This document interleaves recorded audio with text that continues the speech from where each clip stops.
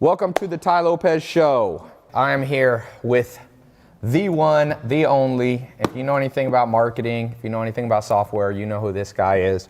Russel Brunson, author of this book. But that's not what his main claim to fame is, as much as I love books. His main claim to fame is building ClickFunnels. 3 years ago, it was at $0. Now it's doing $100 million, and it's got 55,000 clients paying. So for all of you who, by the way, I'm gonna give away cash and this little iPad mini 4, 128 gigs. So pay attention because we're talking about 4 secrets that you need to know. 5 secrets actually. So before we get too far into the secrets, I just want to ask you something. Russell, take me back. 3 years ago, you decided to launch this company called ClickFunnels, which are you now number one competitor with Shopify? I think so. I don't know anyone else is even close, so pretty sure. And you did this, you have 5 kids, you live in Idaho. For all of you who live in smaller markets and you don't think you can make any money, you probably can. Russell is living proof. So what was the feeling to go from 0 and 3 years later be doing $100 million a year? That was never the goal. I mean, the goal is to try to do whatever, but it's funny because about 4 years ago when we had the idea and we're like, okay, can we do this? Like a lot of people tried it before. I had tried it before. Yeah. Luckily, I had a co-founder named Todd Dickerson who was technically able to build it, and he spent about a year building it, and then it came back and it was just amazing. And so I'm like, all right, let's sell this. And so that's my job, to be the guy selling it and talking about it and trying to build the excitement behind it. And it's crazy because it took off, and at first it was kind of slow. It took a while to figure out how to sell it, how to get people excited about it. And then when it started working, and then we started getting success stories and people having success with it and more, and started growing and growing. And yeah, the last 3 years has been nuts. Crazy. It's funny because as a company grows, I'm sure you're the same way. At the very beginning, you're you feel like you have problems, but then as you get bigger, you're like, oh, we have more money, the problems will go away. But the problems get bigger and they get different, and they get more exciting, and it's just it's been a whirlwind the last 3 years. So let's go through this marketing, because a lot of people who are listening in are people who have an idea and they want to grow it, and they're not necessarily even imagining they can get to $100 million. I was in Vegas with a friend of mine, and he sold his company for $5 billion cash. And I was just talking. We were having sushi. This was like a month or two ago, and he goes, he had no idea I would ever. In his cut of it, he owned about 8%. He walked with $4.1 billion after cash. Dang. I mean, after taxes. Not bad, right? So, for those people watching who can't even imagine, some people are going to become a lot more successful than they're even imagining.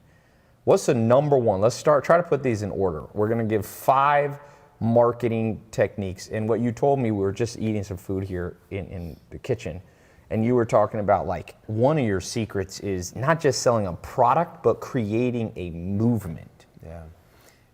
Tell me about that. That's because that's really your I asked you, the number one thing you think is responsible for growth, and those of you listening should emulate. You've written this book called Expert Secrets. You got Robert Kiyosaki on the front cover recommending it, and the Underground Playbook to find your message, build a tribe, and change the world.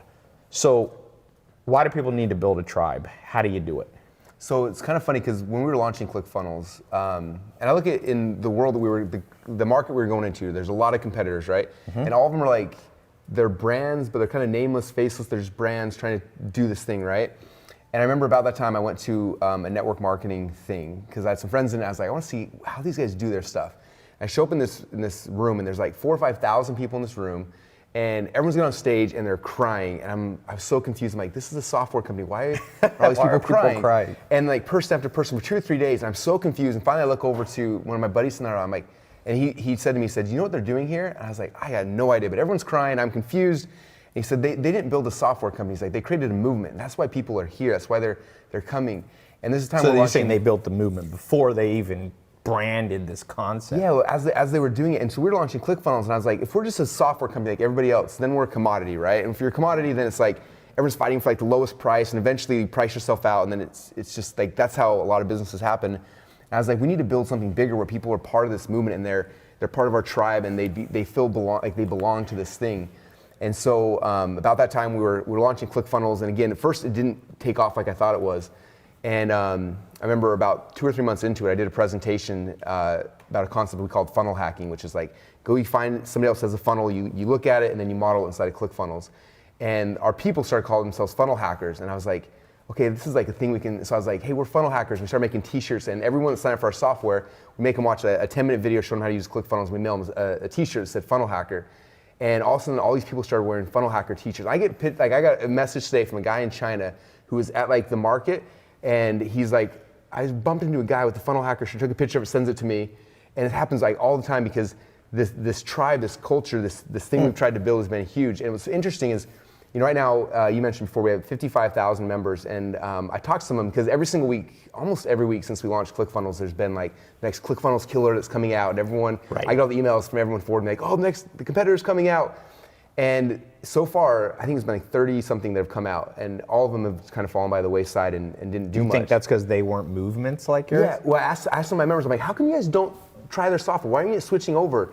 And they said, because we're part, this is not your company, Russell, this is us, we're funnel hackers. ClickFunnels is our tool. Like, this is who we are. And they said, one guy I remember told me, he's like, I look at it long enough. I look at the ad on my Facebook feed just long enough to laugh, and then I scroll on because I know that I'm a funnel hacker and I'm part of this movement. And they don't even. And so it's like everyone's coming trying to beat us on pricing and things like that. And it's like, no, we built a community. We built a tribe of people who have a belief they're going somewhere. There's a vision what they're all trying to do, and that has been so huge in propelling us to this growth. They also share. I mean, we get. Organically, about 1,000 people a day, they're signing up for ClickFunnels, and that's not coming from our paid ads. These are paid customers, by the way, 55,000 paid customers. And not the free ones like most software. Your free email list is how big do you share? Over 1 million. Over 1 million. Yeah, and we've probably had about 500,000 or so that have actually created an account, but yeah, 55,000 that are actively paying you, and it costs between what? Between $100 and $300 a month. 100 and 300, and then you got some upgrades people can do. Yeah. So. It's interesting you're talking about this because I was just reading this. It's like I like to read textbooks, even though I didn't go to college. This is how I do my version of college. So I was reading this book on. It's just a Dr. David Buss's psychology book. He's actually coming here tomorrow. It's one of the most interesting guys in the world. And he's talking about the rise of gang membership around the world. And he said it completely tracked the breakdown of the old family unit tribe, right? Gangs started to get big, let's say. I mean, there's always been some form of gang, but people want to belong to something. Mm-hmm. And so now if you can build a business, you see that with like Lady Gaga. She called her fans like wasn't it Little Monsters or something like that? And Justin Bieber, what do they call Beliebers? Right? And that sounds stupid. When I saw that, I'm like, but maybe they're smarter than we think. And you had this thing, funnel hackers. And it's like, what should I use? Zach, what do we need to go? Thailand? Thai tribe? No, I don't want my name in it because I think it's important. Like you're saying, you didn't build yourself as the brand. Something bigger. In fact, so one of our top success stories I talk about in the book a lot. It's a fitness. She's in the weight loss space, and her her maiden name was Tool. So she always was Tool Time Trainer, and it was tough because people didn't self-identify with that. Right. And so she heard this the first time when she was at an event we did, and on the flight home, she's like, I need to change this to something that my people will associate with. And it was tougher because her business at that point had been her name. And she's like, but that's not big enough for everybody else. And so on the flight home, she was thinking about ideas, and all of a sudden she had this idea. She's like, I'm gonna rebrand it as Lady Boss Weight Loss. And my women are gonna be lady bosses. They went home, they completely deleted their whole business, which was doing well, rebranded it, launched this thing called Lady Bosses. And if you look at her movement right now, they have over 100,000 women who have purchased their programs, who are in this thing. And every single week they do these swag drops. They come in and she's like, I got my Lady Boss swag, and she'll come in and she'll reveal it. And they'll sell it for a short period of time. And I'm not allowed to share their numbers, but they will sell so much clothing in a finite period of time to all the lady bosses. Yeah. Because they have these shirts that say, I'm a lady boss, and they have all these quotes that people self-identify with. Yeah. And when they took it from a brand of their name to this thing that's bigger, people can identify with that. When they're in the gym, they see other lady bosses, and they're like, this is who we are. This is part of this is our culture. So it works in any business, and so it's hard with your name though because. Yeah, Thai makes it sound like Thailand, even though I'm not Asian at all. People are like, oh, Thai. So tip number one for all of you can read his book, Expert Secrets. We'll put a link, tailopez.com/clickfunnels, and that will put a link to what Russell's doing. And I just want to reiterate, I've seen this over and over. Even what I do, people, I have Knowledge Society as one of the names of one of my companies. And it's not even something I tried to brand. And like I see my employees like latching onto that, because you can't latch onto like being Tai Lopez. That's just one person. Nobody wants to be really in a cult per se, not normal people. But being attached to Knowledge Society is like this higher purpose. And if you look at Maslow's hierarchy of needs, there's 5 levels of needs. Physiological is at the base foundation. And you have number 2, you have safety. And then number 3, you have love. And number 4, you have status and respect. But number 5 is self-actualization, or actualization to a higher purpose. And that's where people find God, and they find, they find like Mahatma Gandhi and his movement to kind of gain independence for his country, Martin Luther King Jr., Abraham Lincoln. And so what you're doing is you're applying those same principles to a brand. And took you from 0 to $100 million a year. And think about the big brands, like the ones that have done a really good job in the last generation have done that. You look at Apple, like people, biggest company in the world, Apple. People self-identify with that, right? Yeah. Like there's Apple users and there's everybody else. Like there's that thing. You look at shoes, you look at clothing line, look at like the best brands have done that. For some reason, most businesses, like we don't think about that because like, oh, well, I sell this, or I'm a financial planner, I'm in real estate or whatever. But it's like those who start looking at the pattern. I'm a big pattern guy. Like you see a pattern, it's like, okay, now that I know the pattern, how can I amplify that? So we realize this is the pattern. And the book goes through like how to create those movements. But you understand the pattern, and it's like, okay, how can I do this in my business? And when I became aware of it, then it's like, okay, now I know what it is. I can amplify this, and I know these are the pieces of how to make this movement happen, and like what are all the elements of a good movement, and how to be the leader of that movement. And what are the things when you understand it, you can amplify it. And most people never know. They're just, oh, I sell this thing. This is my business. It's like, think no, about politics. Politics are huge for this. Once people identify with conservative, Republican, or liberal, Democrat, or whatever country you're in, people will hold on to it, even if it becomes apparent in that issue they're idiotic. But people, it's just like in a tribe. Die. One thing that Zach, what were you telling me, Zach? Was it Larry David from Curb Your Enthusiasm would say, when a basketball player, or any sport, football, when they play for one team, you root for them. If they get traded to another team, who's your tribe, or not your tribe, I should say, you'll boo them. So Larry David from Curb Your Enthusiasm in Seinfeld said, he feels like we're just rooting for laundry. It's like, if you wear the Lakers laundry, I like you. People like Ronaldo when he plays this team, but if he plays here. And that's kind of, you need to apply that mass psychology to your own business to really grow. People who follow me are people, let's say, who like books, and people who believe in self-education and mentors, people who go on ClickFunnels. Tell us a little more, like what did you build? Was it just this hack funnel kind of idea, or funnel hacks, or like what do people identify with? I think the majority of our members, they're small entrepreneurs. They're people who they're still involved in like their business, like the marketing of their business, and they're passionate about their idea. So it's like, how do I get like this thing? And I look at like, I was our customers like 5 or 6 years ago. Like I had ideas, I had things I wanted to get out, but I don't know how to do that. I'm not a website designer or developer or anything. And so I had to like hire people, and it's so slow and just frustrating. So for me, it was like when we had ClickFunnels, I was able to like, as someone who's passionate about my product or my service, I could just go and put it out there really, really fast. I was talking to your partner earlier about MentorBox, and he was like, back in the day, he's like, I had 100 developers here to build all of our software and our things. He's like, yes, I'm gonna work for our company now. 2, and they log into ClickFunnels and they edit stuff. Like that's all we do. So it gives people like us who are passionate about a product or an idea or whatever, it gives us, I always tell people, it makes entrepreneurs free to like share their message and not get bogged down in all the tech stuff that keeps people from doing it. And so our people, our funnel hackers, like that's their thing. Is like I don't get stuck down all the tech. I can just go and share my message. I can sell products. I can do whatever it is I want to do. And so people have an idea. You're no longer constrained by technology. You know that it cost Jeff Bezos back in 1994 when he launched Amazon to build a website. The going rate with programmers, technology, was $100,000 to get a website up. Now you're saying with ClickFunnels or Shopify or any of these, this is, by the way, not a paid advertisement for ClickFunnels, although I'm going to become an affiliate for them. So if you click the link, your computer will explode and I'll get all your money from your bank account. That's how it works. Yeah, we have a lot of people. The world is now hyper cynical. So that's why I just tell people, if you click this link, all the money will come out of your bank account and go in mine. So please go to tailopez.com/ClickFunnels. Right now. Right now. This is the ultimate scam. Okay, no, I'm just joking. But anyway, but somebody can go to Shopify or ClickFunnels now, and instead of spending 100 G's, which makes it basically not only impossible, but you can't test new ideas. With ClickFunnels, let's move to number 2. So number 2, I want to throw this at you and get your opinion, because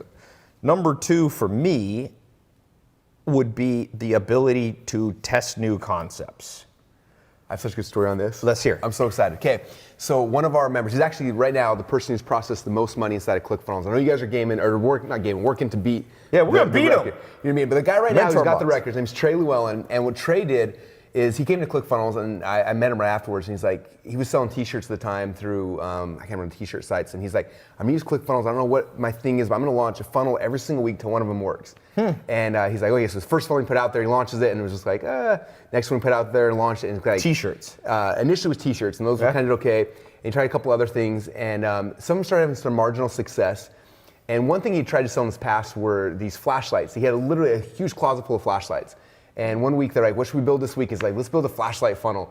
And so they got the flashlights, I took pictures of them, and his buddy, they were joking and like, we should call these survival flashlights because this is like the cool new thing. So they put like survival flashlight, and they launched the survival flashlight. It was like funnel like 8 or 9 in this thing, right? Launches that flashlight funnel, and in like a 2-month period of time, there's $20 million selling these survival flashlights. 2 months? Had no idea. It's the biggest funnel I've ever seen in my entire life. Like blew up. And just went crazy. And so it's like, but he could have, like for me, before we had ClickFunnels, it took us on average about 3 months. I had 8 full-time developers and designers. It takes 3 months to get one funnel live, right? Yeah. And we do about 1 every single quarter, so 4 a year, and usually 1 out of 4 would work. So 3 out of 4 would completely fail. So like 1 a year, we're hoping for a home run, they'll pay for the rest of the year. With Trey, like he was doing 1 a week. Like now in our team, we spend a lot of time thinking about the idea, and then we actually sit down to build it. We usually get done within an hour to an hour and a half, the whole entire thing. So you can go from idea so fast. So people watching, because I feel like people get stuck still. People are still in the old modality of business, which is think the thing through, write an elaborate business plan, raise capital, hire a team, da-da-da-da-da. By the time, 1 year later, go broke. Have a great story about how you went broke and do this, and by the time you're 96 years old, you're wealthy. Yeah. And what you're saying is, well, you've condensed the cycle. Just test the market. You can have a business up, running, fail or succeed within 24 hours. The same way, so the way this Trey guy, the way he did his tests, I kid you, this is a real thing. He would walk across the street to Walmart, and he'd walk around the aisles, he's like, this looks like it would sell, and he'd take it off the shelf, go back home, take a picture, make a funnel, and it didn't work, so he'd walk away. The ones that did work, then he would go and like find some in China, source, like whatever, all of the things to get the actual product. But he wasn't spending all sorts of time and money ahead of time. He was just like going to Walmart, finding what looked cool, try to sell it. If it's sold, if the market's like, yes, I want to give you money for that, then he's like, okay, I'm gonna actually build something behind that. If it didn't, he's out the $30 thing he bought at Walmart. And an hour of his time. So it's like you can get speed so much faster going through this process. I've thought that one of the best sayings that I've ever kind of put together as a rule of life for myself is, he or she who experiments the most wins. That's cool. Like people think about many things that'll determine your success. In my experience, I've never sold flashlights. Maybe I missed that trend. But to the extent that I experiment, I make a lot more. I'll put it to you this way. It's 100 times more income if you hit on the right product. Like let's say you'll make $1 million lifetime with a product. If you hit on the right one, you'll make $100 million. So the reward is huge for using tools that allow, it's not just ClickFunnels, you also now have the ability to use Facebook ads, Google ads, display ads, Instagram ads, Twitter ads to quickly validate that you can drive cold traffic to a funnel too. New people. That's another, you need some traffic too. So let's talk about number 3. I'm throwing these out. You can add to these, but what is the marketing technique hack besides, we talked about creating a movement, which gets virality, meaning people tell their friends, and then your business grows, just word of mouth. But have you done any paid advertising, and what have you learned about that? Yes. We do a lot of paid advertising. what's interesting. I like how you're a mad scientist. There's so many fun stories. I love this. It's kind of late at night too, so maybe I'm just tired. I don't know, but I'm excited. He's delirious because he's in Idaho time. This is like 3 in the morning. No, I'm just kidding. So I'm gonna tell a story that kind of sets us up though. But so when ClickFunnels launched, started growing really fast, and what's been fun is we've had a whole bunch of VCs have come and try to give us money, and we haven't taken a penny on. We don't want to, but it's always fun to like let them come talk to you and tell you what they think you're worth because it makes you feel good about yourself, right? So you guys come and talk to us.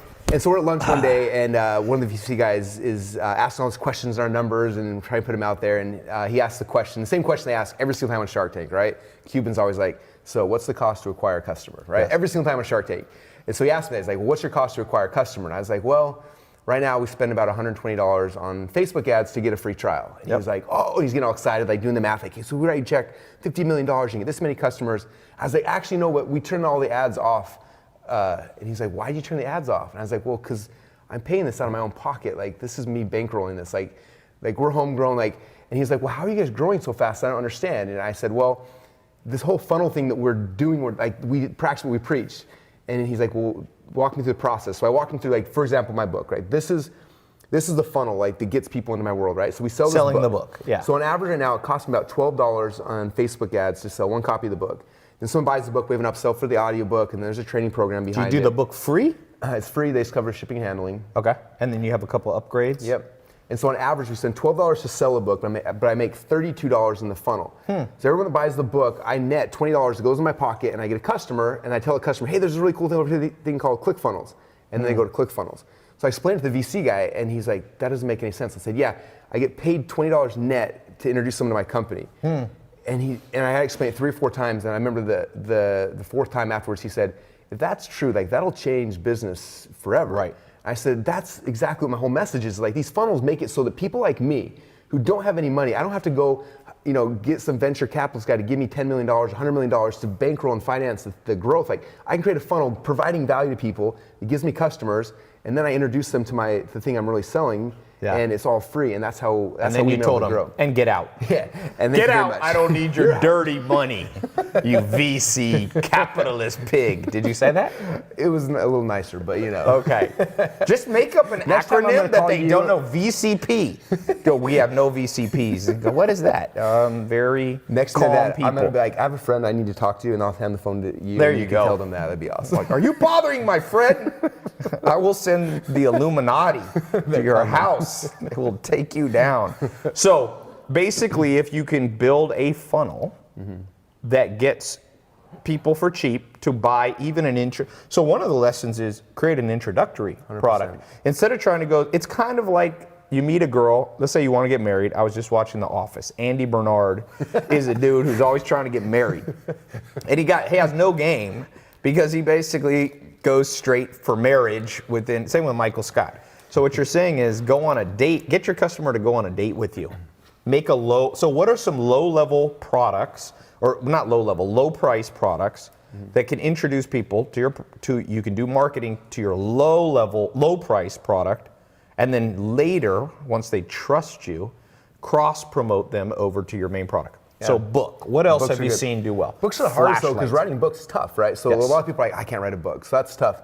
An easier one of my favorite ones I've done for us is I have a podcast as well, and I just took like my favorite episodes from the podcast and I put them on a USB drive, and I added a couple other audios, and I did free plus shipping, like this USB drive. It's got all my best podcast episodes plus these 3 other things you can't get anywhere else. And that do as well as that? It did. Yeah. In fact, the best one we've ever done. This is ridiculous. So we have. There's just one sales script. I do the way I do my webinars, there's a script behind it. It's like one piece of paper script, and there's a CD that explains the script. And that one took me an hour to record the CD, and I printed a piece of paper. That's the best one we've ever had. Wait, so let me walk with piece of paper.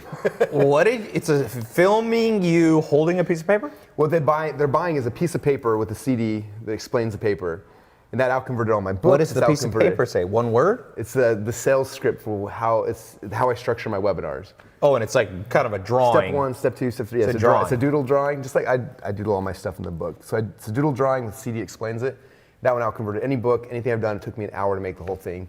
So you don't have to go and it's not like I got to write a book, because this took me 10 years to write a book. It's really hard. Not long, just 10 years. If you want to get a business up every 10 years, follow Russell Brunson's exact book technique, or Just scribble something on a piece of paper and charge people $3. I did another one that was pretty cool. Okay. It's kind of stealth though. But this is if you guys are really lazy and you just want the Everybody, easiest way. close your ears. I want to hear this and don't want you to hear. Okay.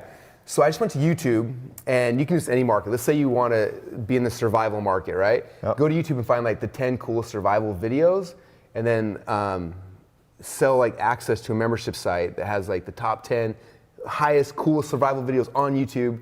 You can go look for them if you want. There's billions of videos. Good luck. Or give me $1. I will give you a membership site that has embedded the top 10 survival ones in the world. Because you're basically curating. Yes. Because one thing that sucks about YouTube, there's too many damn videos. They're out of order. Any subject I look up, I'm like pissed. I was trying to look up the founder of Red Bull.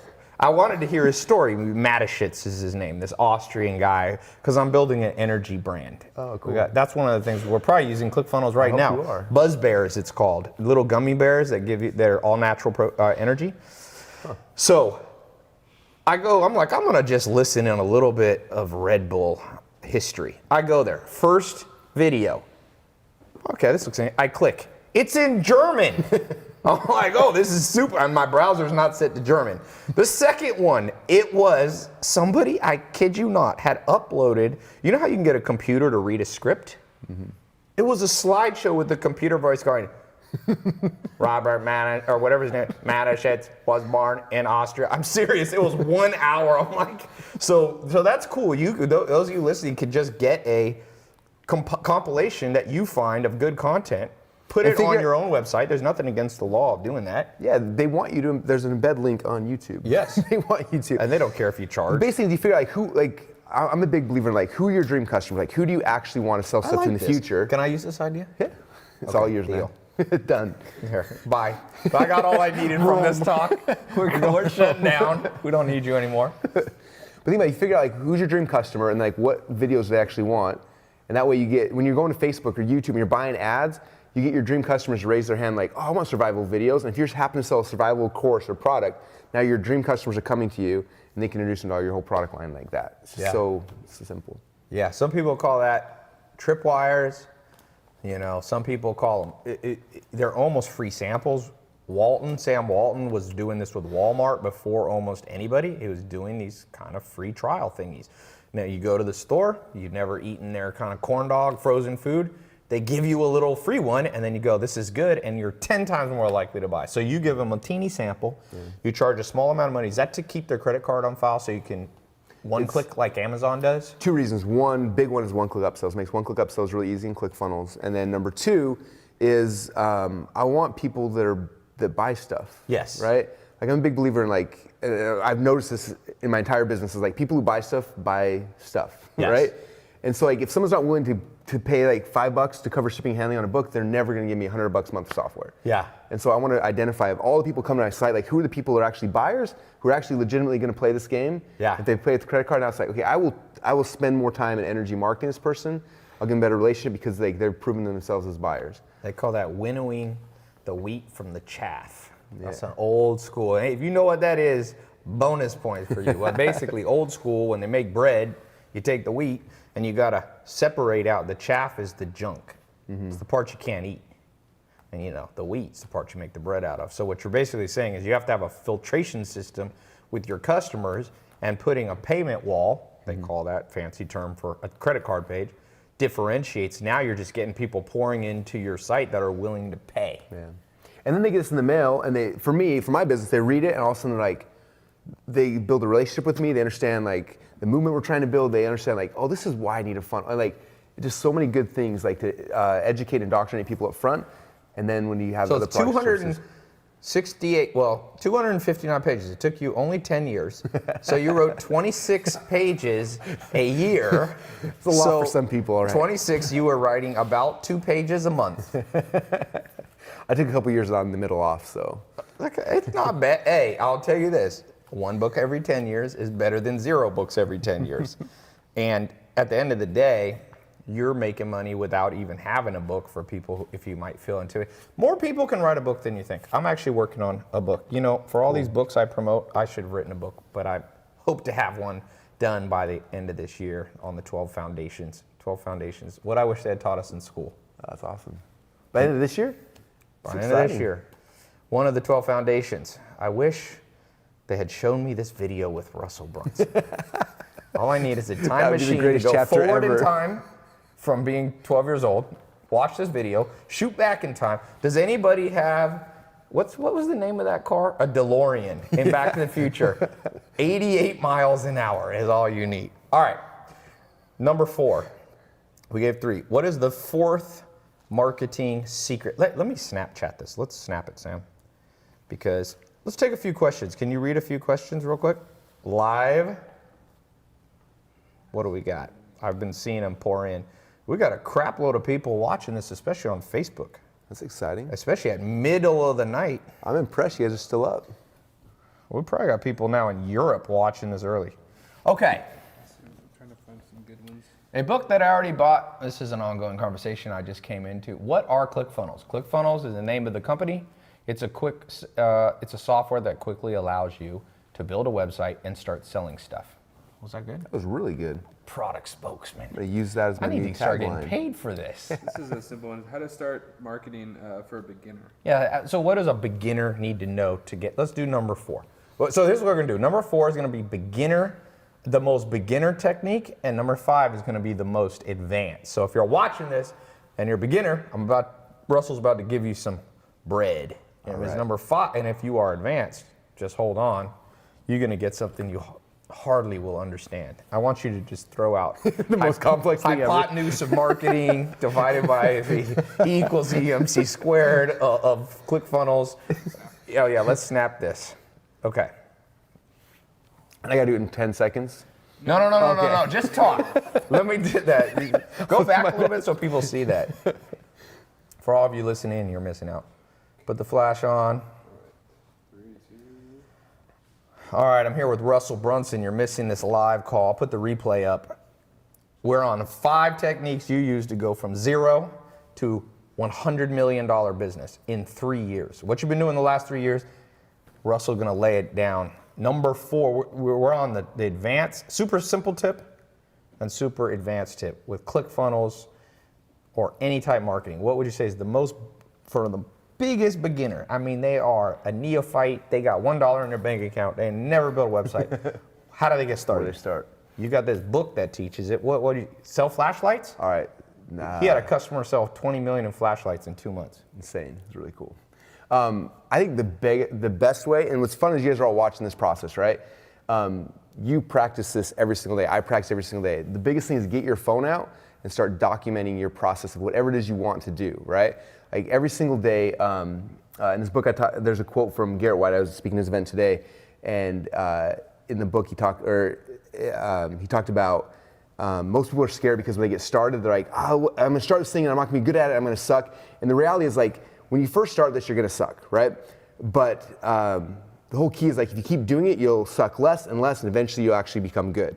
And so my guess, if we went back to the Snapchats of yours, 5 years, 4, when did you start this whole game? Like, Yeah, I mean, I dabbled in 2012 and 13. you were pretty good though from the very beginning. 2015. Your first video in the garage was amazing. So That wasn't my first one though. okay, so that's No, great to know for my first everybody. one How's didn't that do make you as guys well. feel? How many did you have to do before like one hit? I mean, I really started in 2013 and the big hit was in 2015. Okay, 2 years. This is amazing. So this is important because you guys are like, oh, this is Tai Lopez, like the big mansion, everything's happening. He's got a million people listening, but like it didn't start initially, right? Yeah. So one of the guys in here that we worked really close with, his name's Anthony DiClemente. He's got a site called the Biohackers Guide, biohackersguide.com. He wrote this book and wanted to get a message out. And he's trying to buy ads and all this stuff, and nothing's working.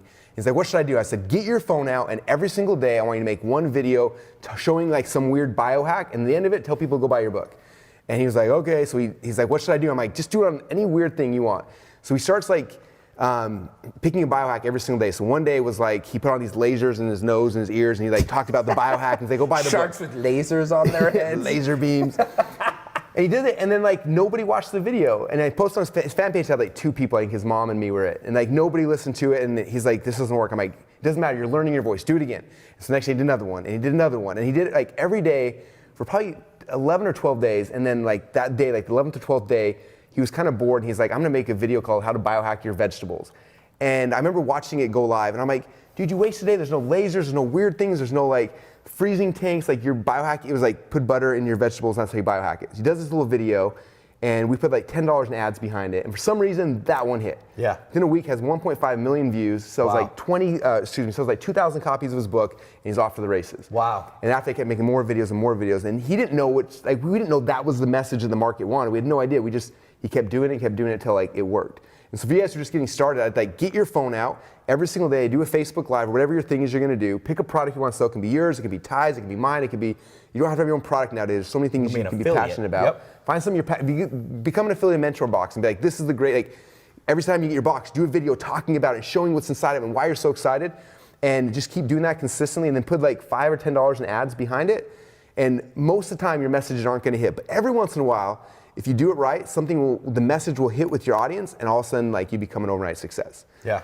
And that's the key. Like I said, you were 2 years, and all of a sudden that was the first video that just blew up. Yep. And went crazy. Just, you get better. I tell people forget. There's very few things in this world that you do more than once that you get worse at. So you just got to start. I remember the first time I played basketball. I moved to North Carolina, never picked up a basketball. I was 13, and we moved. My house was basically next to the projects. So I had to go to school. I had to go to the middle of projects. And in the middle of projects in North Carolina, there's a basketball court. So I sat there, and before the bus would come, everybody would start shooting basketball. So I remember taking the basketball and being like, what is this? I grew up playing soccer. So I throw the ball. You ever seen Along Came Polly with Ben Stiller? Yes. And Ben Stiller? Jennifer Branson? No, what's the Philip Seymour Hoffman. I was like Philip Seymour Hoffman. I'm like, like the ball's bouncing off. But you get better with progress, meaning you put one foot in front, you shoot one time, you build one website. People are always like, Tai, how can I be sure my first business is my best business? I'm like, what's wrong with you? Why would you want your first business to be your best one? Mm-hmm. That means you have the inability to learn and get better. That means you're basically some Benjamin Button idiot that you get stupider. You don't get stupider, you get more experience. Let's jump to the most advanced technique, number 5. All right. Okay, so this one, you asked me when we were eating dinner over here, you said, how big is your sales team? So my sales team is one person that we use to build our team, and it's me. I'm the only salesperson. So I didn't build a whole sales team with thousands of salespeople like a lot of big software companies do. So I had to figure out, how do I sell to the masses where it's just me speaking to a whole bunch of people, closing 100 or 1,000 or 5,000 people at a time, because I don't want to build a whole sales team. I did it in a business in the past, and it was horrible. And so I had to figure out, how do you sell to masses? And I didn't know how to do that for a long time. I had to learn. I went to seminars, I spoke on stages, did a really bad job of it, and kept learning how to speak and actually sell in a big audience.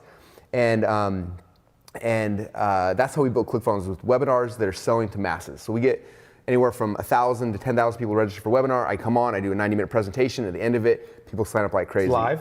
They're live webinars. Yep. And so in that, it's like, how do you do that? Like, selling one-on-one is different, right? Because I'm selling one-on-one, I have a chance to talk to you, and you have a concern, I respond, we go back and forth. And so there's a lot of good salespeople who can sell one-on-one, but selling masses, I have to be able to hit all the big problems at once and be able to try to resolve everyone's concern without actually resolving anyone's concerns individually. And so it's a big part of this whole book I teach, but this is the advanced strategy I want you to understand, is that to be able to sell to the masses, to be able to convert 10 or 100 or 1,000 people all at once, you have to become very, very good at understanding what people's false beliefs are, okay? So people have these false beliefs that keep them from buying. There's a reason why people aren't gonna pick up the book and read. There's some false belief like, I'm not an expert, I don't believe that, so they all have something, right? There's a reason why people aren't signed for Mentor Box, they're not going to an event or whatever that thing is. They have these false beliefs that hold them back, right? And so our job as marketers is we have to figure out what's the false belief that they have. And typically what happens is that most of us have that same false belief sometime in our life. Mm-hmm. So we have to remember what happened in my life? Why do I not believe that anymore? There's a reason why I don't do that anymore. What's the reason? What's the story behind it? And we have to go back in time and remember, okay, I don't believe that anymore because of this thing. And then when I'm speaking to masses, I tell stories in a way to help break people's false beliefs. Okay, so for example, probably the easiest one to map this out, and I'm not into network marketing, but it's a really good example of this, right? So let's say I want to sign up, let's say I'm in a room and I got 50 people and I want them to sign up for a network marketing program. So I'm thinking what is the false belief most of these people probably have? The false belief is that if I join this company, all my friends and my family are going to leave me, right? That's a belief that a lot of people have, okay? And so I think why do they have that belief? Why do they believe that if that they join the company, they're going to lose their friends and family. And I'm like, okay, well, it's probably because one time in the past, one of two things happened. Number one is that they got into a company, they got all excited, they started calling their friends and their family, and they had a horrible experience. All the people hated them. Or number two is they were on the receiving end of that, and they got a call from their brother pitching them and wouldn't leave them alone. And so because of that, they're like, if I get involved in this company, I'm going to have these people that just hate me, right? Yeah. So that's their false belief. So if I'm going to convince somebody, no matter how good the product or the service is, I'm never going to close that person in a million years. And most people have that false belief, right? So I got to think, okay, like what's the story that happened? What's the experience I had? Why don't I not believe that? And I was talking to someone that's big network marketing, one of the guys in our community, and he told me the whole story. Because I asked him, I'm like, so that's your audience's false belief. Why don't you believe that? He's like, well, I did believe that for a long time. I was like, he had the same false belief. So tell me why that's no longer true. And he said, well, I joined a program, I had a really bad experience and lost my friends, and all my people stopped returning my calls, and so I left. And a little while later, I had a friend, and he told me that you could generate leads online of people that actually were interested. He's like, I put up ads, and they raised their hand, and then they would fill out a form, then I would call them, and he's like, everyone I called was excited to hear from me because they just asked me to call them, and then they sign up. And he's like, I didn't talk to a single friend or family member ever. And so I was like, hey, that's your story. Tell that story to this audience, and this false belief that they're holding on to with all their might, all of a sudden, your story will shatter that false belief, and they'll buy. Yeah. And so for me, like when we started ClickFunnels, and I was trying to figure out how do I sell to the masses, I had to figure out like what are the false beliefs of my audience. And I figured out those false beliefs, and then we put them in a presentation. What was the main false belief? There's always three false beliefs that people have. The first one is false belief about the thing that you're trying to get them into. So for me, it's funnels. So like they're like, oh, well, I could use Shopify, or I could be on Amazon, or I can. That's their false belief, is that they could do it a better way or some other way. So I had to break that false belief. The second false belief people always have is their internal ability to do it. Like, that's cool, but like, I don't know if I can, I'm not techie, and I can't do that. So I had to break the internal belief. And then there's always the third belief is an external belief, which in my business is like, well, so again, my first one, I convinced them they need a funnel. Number two is like, I convince them they can do it because it's really simple. I show them ClickFunnels, like, oh, I'm an idiot, I can do it. And the third one, they always freak out, is like, well, if I have a funnel, I don't know how to get people to show up. So I show them traffic, like, oh, here's how you get traffic. And they're like, oh my gosh, now all their false beliefs are gone, and they have to give me money. They have to sign up.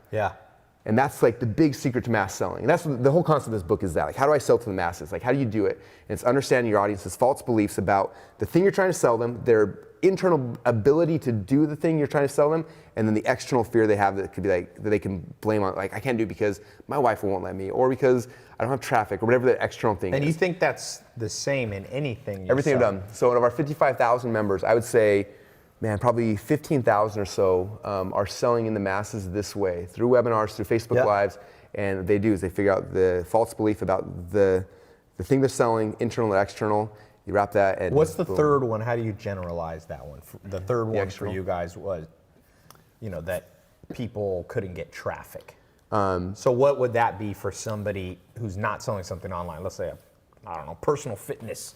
Somebody fitness. doing So fitness training. let's talk about Lady Boss. Lady Boss are some of our best success stories. They don't do webinars, they do Facebook Lives. And I wish I could share their numbers. They are doing insane numbers. Making Facebook more Live. than $100 a year? Yeah, a little bit. Good. Success story number one. So there's like their external is like, okay, it's like, I convinced you that you need to follow our weight loss plan, right? And it's like, I don't know if I can do it because like in the past I failed and I've tried things. It's like, okay, now we have to shatter that one. Like, how would they shatter that? What's an example? Showing them like, Trying to get people to lose weight. Number one, you got to convince them. This is a little bit, I had Wolf of Wall Street here, Jordan Belfort. the book here. And he kind of has a similar framework of, you got to, number one, convince them that you are to be trusted as a human. Number two, he said you have to convince them that the company that you work for is to be trusted. And the third thing, you have to convince them that your product's to be trusted. That's kind of like what you're saying. Number one, you had to convince them that ClickFunnels has things that Amazon and Shopify don't have. Number two, you had to convince them that they could trust you, that it would be simple, almost they had to trust themselves. And then the third one was the external one. That they had to learn to trust you, that they could get customers. So the weight loss one, the external could be like, well, I know I can do this diet plan, but my wife, she always buys all this junk food, and the kids have candy. I can't do it because of that, right? Like, who are they going to pawn off this excuse on? Like, that's the external for something like that. But everyone's got So those. how do you break that one? So Tell get them, leave your wife. Yeah, leave her. No, it's like get your family involved, like make this part of the whole thing. Like the family Yes. that diets together, like they have success. And anyway, but for Kaylin, who runs Lady Boss, like it's her story. It's like what was. So I come back to her and it's like, why do you believe this is the right product? Yeah. There's a reason why you started this company. Like tell that story. And then it's like, because you've tried other things before you came into this. Like tell the story about other stuff you tried and why this worked. Boom, knocks down that false belief. And then it's like, now you didn't lose weight the very first time you tried it. What were your fears? Like what kept you from doing it personally? And how did you break that? Tell that story. So tell that story and all of a sudden the next one falls down. And it's like, no, what are the external things you blamed it on? Like, I can't do it because of why. Tell that story why you don't believe that anymore. And those things fall down, they have to follow you. Yeah. If they don't, then they're lying to themselves. Yeah. And it's So the powerful. advanced technique is really, in some ways, you gotta be a master of psychology. It's not really marketing. telling stories. Marketing is, you could take the M from marketing and it's mass psychology. The M stands for the mass. And the marketing is just a superfluous words. It's really mass psychology. And one of the things you're saying is people follow stuff when they trust it. And you look at mass movements, you were talking earlier about things like cults and things like that. I was reading about World War II Germany at some level. Adolf Hitler convinced Germany that, number one, Germany was the best country in the world. They have song, it was like, they call it, is it Rumspringer or something like, not Rumspringer, I'll remember the name. But basically, that they needed room to grow because they were the chosen people of the world. Laban, look it up, it's room something.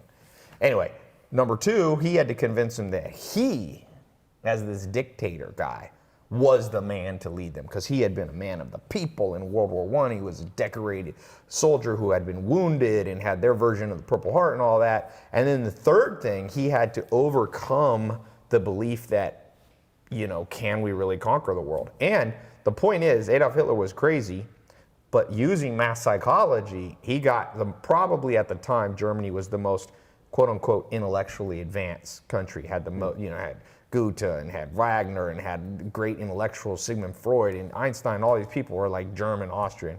But yet they succumbed to the mass psychology and were like, in Kukuluku land following him. So you don't want to start a weird Nazi cult, but you look at, humans are humans. And the Germans my grandma was born in Germany in 1918. And she watched Germans she was like, what's going on? Normal Germans are like, we're going to follow. She actually, her friend Mileta Meshman invited her to meet Adolf Hitler in this little house talk he was giving before he was in power. Really? And my grandma said she thought he was crazy right away, but a lot of people convinced them. What was it? Horse whistle lead? No. No, just say Hitler, Germany wanted room. What is the word? Where's all my Germans here? I know you guys are awake.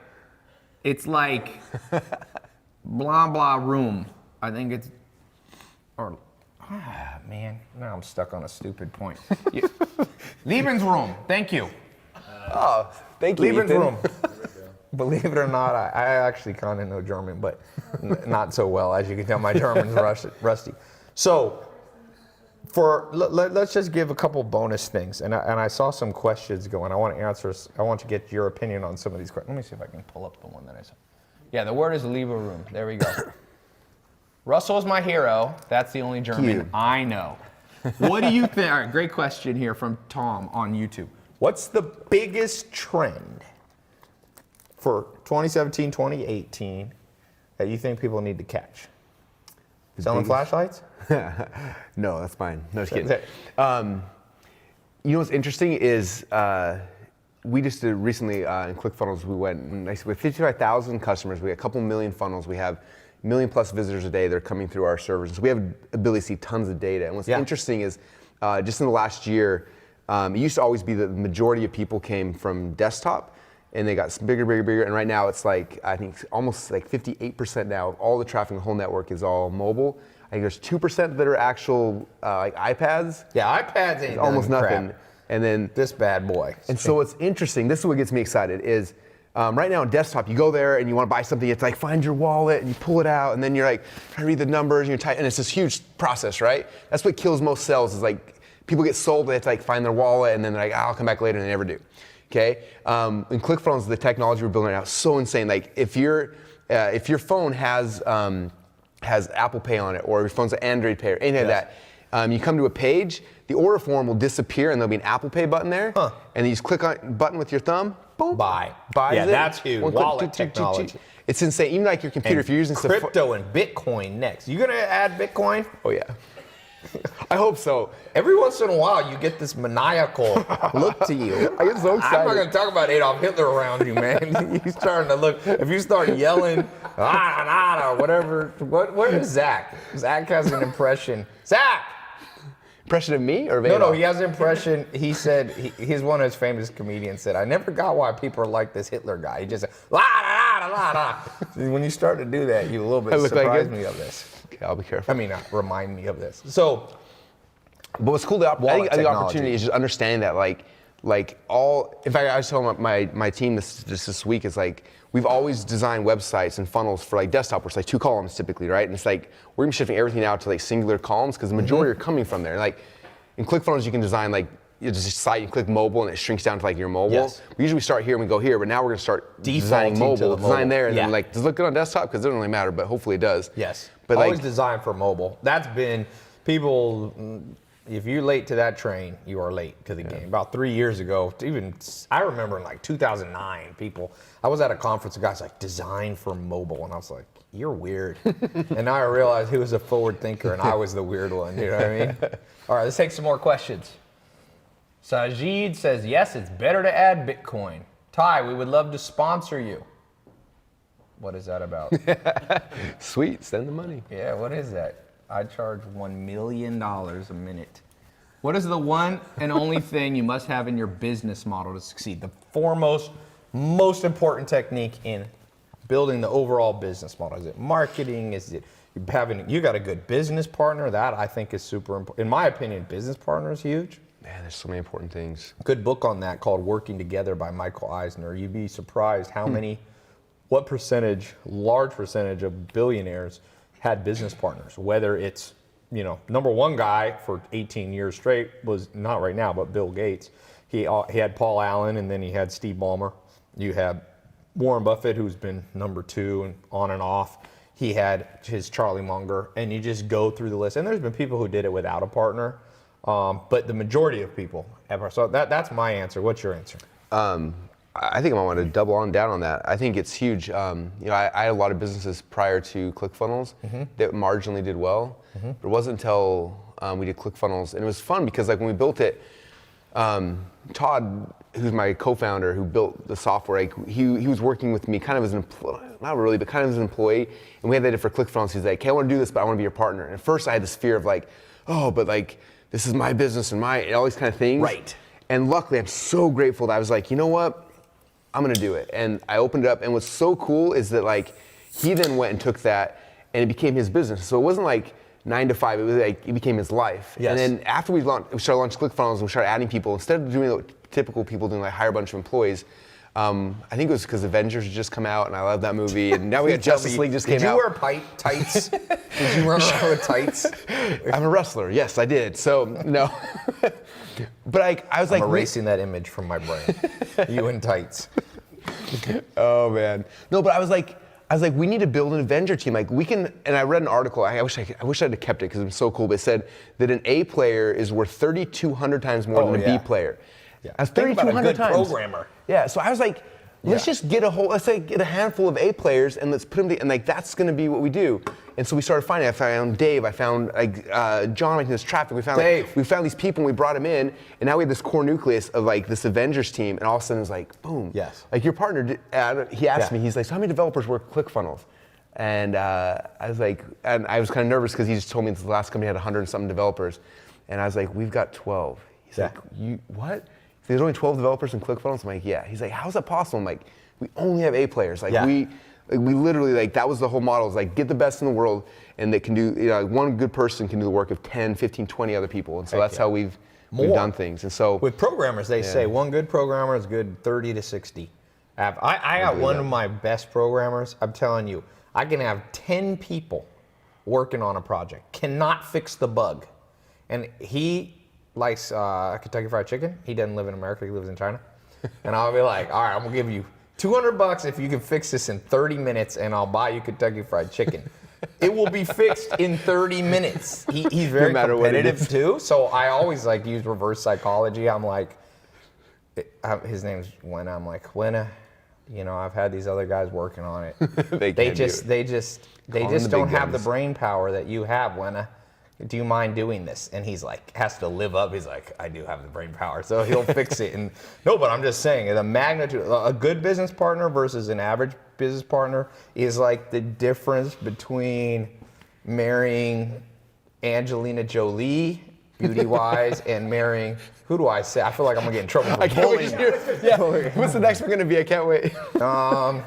Who would be not like Kathy Bates? Is it Kathy Bates? Is that her name? Sam, you knew?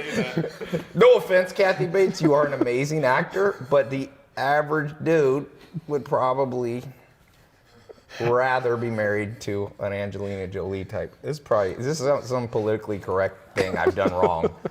I've done something wrong. I confess. I'm not bullying, and it's not because she's overweight. So don't accuse me of fat bullying. I'm not part of this conversation. I don't know what you're talking about right now. So. Russell told me to say all of this. If you do not agree with what I just said, go to tailopez.com/ClickFunnels. It redirects to his cell phone.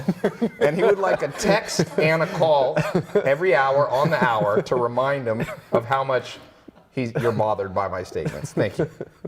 All right, let's take another question. Someone said, ha, ha, ha, ha. Let's see. We have a drink game campaign coming on Indiegogo. How about people who want to use Kickstarter, Indiegogo to raise money? You worked anything, and done ClickFunnels help them at all on that? Because that's its own kind of funnel. Yes, I haven't personally done it, but I've seen some people do it where they use ClickFunnels not to sell the product, but for lead gen ahead of time. Okay. So they try to build up tons of pressure and excitement about their thing. So a lot of times they'll take their Indiegogo video or their Kickstarter video and put it on a ClickFunnels page and just get opt-ins, like pre-sell it. Yes. Build a huge list, build a big following, and then when their thing goes live, then they have this huge following, they can just push it right there and get a lot more traction a lot faster. So you can use it to generate free clients, free emails versus just paid stuff. Yeah. Again, this is those of you coming in late, I'm not being paid for ClickFunnels, although I think I'm gonna become an affiliate for it. But I know, and to be honest, you can use Shopify, has some similar things. ClickFunnels, each of them have kind of their pros and cons. Some of you are selling on Amazon, making a lot of money. And honestly, let's talk about that for a second. So to be unbiased here, do you think there's a time when it makes sense to maybe be up on ClickFunnels and up on Amazon? Our biggest growth right now on ClickFunnels are Amazon sellers. Okay, For a so couple tell reasons. us how those work. How is that going? So a couple reasons why. One is like some people get spooked because they lose an account or they know someone lost an account and they're like, if Amazon shuts me down, like my business is gone, right? Yes. And so some people come because like I need to control my destiny and have two. And so that's a big reason why a lot of people do, just be able to have two places so they can sell it. Another big thing people do is a lot of times they're using Amazon to generate customers. And for example, we had a buddy who sells the cell phone cords, does like 100 grand a day in cell phone cord things. And in the box that comes with it, it shows up in their mailbox. What cell phone cords? Like the iPhone, what are those things called? So people These little don't plugs. use the ones they get from Apple? Yeah, it's a huge business. It's crazy. 100 grand. Idea for you, 100 grand a day. He gets them in China for like a penny, sells them for like, I don't know, 20, 30 bucks. It's crazy.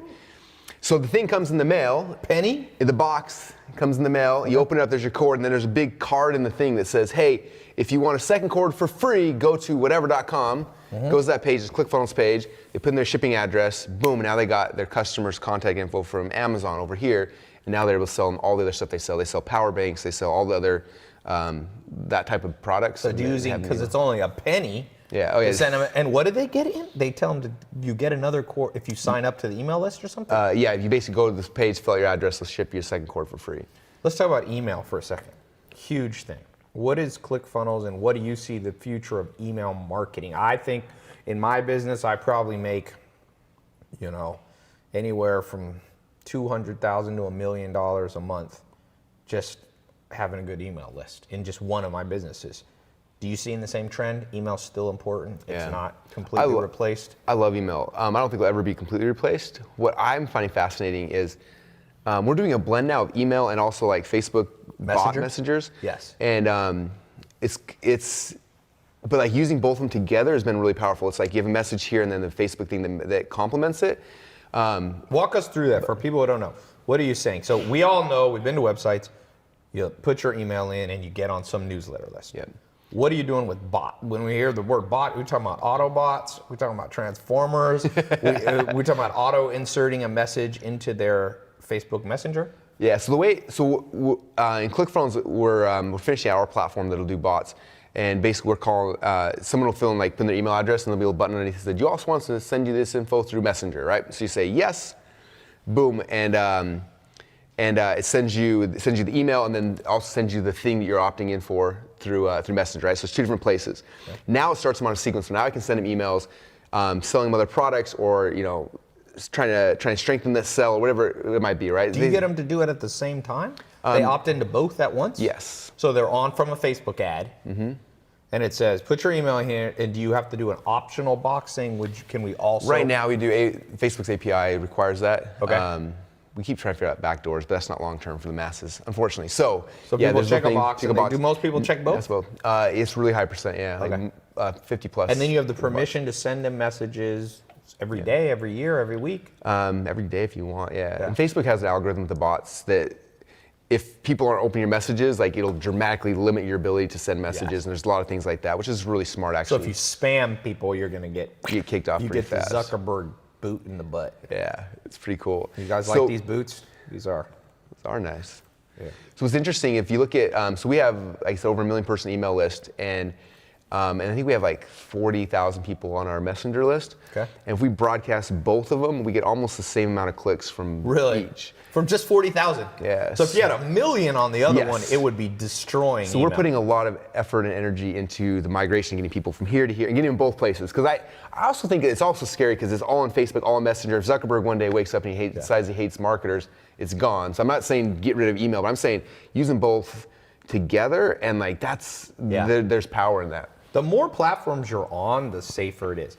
You get kicked off Instagram, if your Twitter's popping, you're good. If you Facebook Messenger, I don't know who the heck checks Facebook Mess. I haven't checked my Facebook messages for years, but when I watch other people, Hannah, do you check your Facebook messages? No.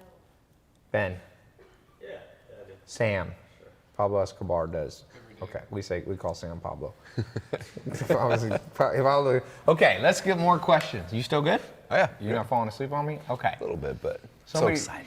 He's so excited to be talking to you guys. Let's see, a lot of questions. Russell, you're the man. Please give some fresh tips to catch. Oh, that went fast. Man, these things starting to point. To catch it as a ClickFunnels affiliate. Oh, cool. Let's talk about affiliate marketing in general. What do you see our affiliates using ClickFunnels to test things, get them up? Yes, we actually, so we have an affiliate program. We give away cars. Have you won a car from us yet? Yes, he has. Oh, how many cars have we given away I won a car? You have. You just haven't collected them. You have to go. Hey! How many cars have we given away? Where's my car? What kind of car did I win? 51? So we give away 51. I won 51 cars. You heard it? It's locked in. You're a man of your word. No, stop. Or did you mean a 1951 car? Probably closer to that. Yeah. Have a old Chevy, man. Catalytic converter. It gets 1 mile to the gallon. Okay, I'm gonna teach you guys how to become the biggest Tai Lopez affiliate in the world. But before we do that, can we actually talk about this car for a second? Did I actually win a car? What kind of car is it? You pick your car. We just cover all what the are the options? We've got people all the way. It's funny. We've got people that bought like, I don't even know, some of the crazy high-end ones, all the way down to moms who've gotten minivans. So it's like. So I might give it away as a bonus for somebody in my company.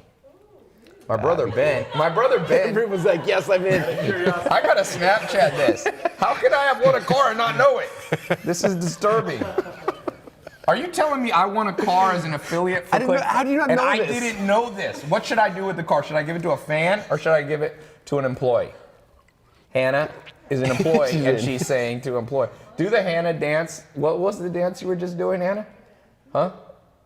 Yeah. Hannah has a weird head swag. Okay. Here, can you caption my snap for this? Okay. So I got any car.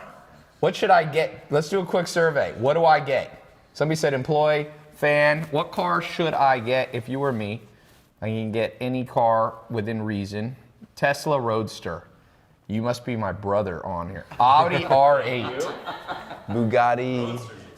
Bugatti. You're probably not going to get me a Bugatti.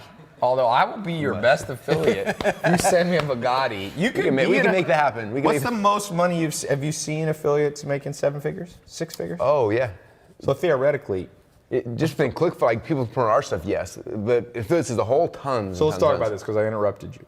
What can an affiliate, either to be an affiliate to ClickFunnels or to any product, how are they? Let's do for him. How many of you guys want to be an affiliate and make Tai Lopez more money and make you guys money in the interim? Do you guys have an affiliate program for like MentorBox? I say I will. Oh no, that was on my Pee Wee Herman adventure. Okay, yeah. Does MentorBox have an affiliate program? MentorBox does, and so does TaiLopez.com. Okay, so this is what I would do. This comes back to talk about earlier. So I would go to YouTube and I would find all the coolest Tai Lopez videos you can find. Okay. There's a bunch of them, right? Find the ones that meant the most to you and probably like theme them out. So like here's all Tai's thoughts on cryptocurrency or all Tai's thoughts on whatever. And find the videos and then make a page that says, I'm gonna give you the top 10 Tai Lopez videos about cryptocurrencies. Put your email address in here and I will email you the top 10 videos I found. They're amazing. You're gonna learn about this, all this stuff, right? And that's step one. Step number two then. So you get their email address. I go to Facebook, and I target Tai's audiences and my audience and entrepreneur audiences, Mark Cuban's audiences and Tony Robbins' audience, and I say, come to this page, I'm gonna give you Tai Lopez's 10 best videos on this topic. And you spend a little bit of money, people come, they opt in, you start building an email list, and then after someone comes in, you email them, here's the 10 links to the 10 videos. And then by the way, you know that Tai every single month curates, him and his partner curate the best books they find in this really cool thing called MentorBox. If you click on this link, you get an account to MentorBox. Now you can get these videos, now you're gonna get all their books, their best books every single month, blah, blah, blah, blah, blah. And now they're affiliates for you, and they've got a really unique offer they can go out there. The reason why affiliates lose is because they'll go and they'll sign for your affiliate program, they'll get their affiliate link for MentorBox, and they'll send the same link that everybody else on earth is sending, same ones you're promoting, same everyone's promoting, and they can't be profitable because there's nothing unique about what they're doing. Yeah, you gotta make some content. So you take, and what's nice about it, same thing I tell my people, I'm like, go to my channels. I have so much stuff I put out every single day. Find the stuff you like the most, package it, give it away in an opt-in, and then you build a list, and then sell my stuff. And we all win. So let's talk about this for a second. Content. A lot of people are scared of creating a video. They don't want to put their face on there. They don't want a podcast. What do you have to say to people with that belief? Because it's holding you back. We live in the content consumer marketplace. Even Steve Jobs started doing this. 1984, he went on stage and created this content with this cool thing, which really was when Apple was became cool, one of the things. So what do you say to somebody who has a false belief that they can't create some cool videos because they're introverted or they're nervous, or what do you say? Probably two things, and we can go both directions. One is even if you're introverted, you can do it. I'm actually super introverted. If you ask my friends at home, every time they see a Facebook Live, and they're like, you talk a lot on the camera, you don't talk in real life. I'm super introverted, you can still do it. That's number one, don't be afraid. The second thing is though, maybe you really are in a super huge fear. I look at my company, I got some amazing people who work with me, partners and founders and stuff, and they're not on video all the time, but I am. So it's if you can't be that person, find the partner who's they want to do that thing, they want to be the person in there, and make that the partnership, and that can work as well. If Todd Dickerson would have the code of ClickFunnels, he wouldn't have ever wanted to be on camera talking about ClickFunnels all day. Yeah. And that's I can't code, but I can do that. So we found each other and made it work. If you study Myers-Briggs personality theory, one of the Jungian psychology tests, it says in most cases introverts and extroverts are the best match. So if you're looking for a business partnership, if you can partner up, if you look at Warren Buffett, is extroverted. He likes to crack jokes. If you go to the Berkshire Hathaway meeting, he's funny. And then Charlie Munger, he'll turn to Charlie Munger, who's an introvert, and be like, Charlie, what's your opinion? And he'll go, I have nothing to add. Literally, that's what he says. There's 18,000 people flew in from around the world. They ask in advance, what's the next company you're investing in? How are you going to invest our billions of dollars? Warren Buffett will be like, well, when the tide comes in, you see who's swimming naked. Ha ha, the whole place laughs.